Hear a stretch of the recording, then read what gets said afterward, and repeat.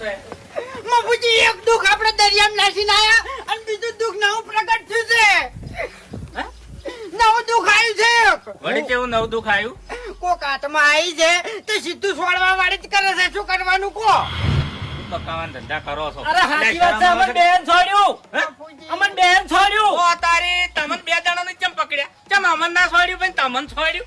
આત્મા જીવ રખડા છે આવો. ખરેખર જબ્બર માર્યા છે ભૂપતજી. બૈડા મોન્યા આ ગાલ તો હોદવાડી નાખ્યા છે.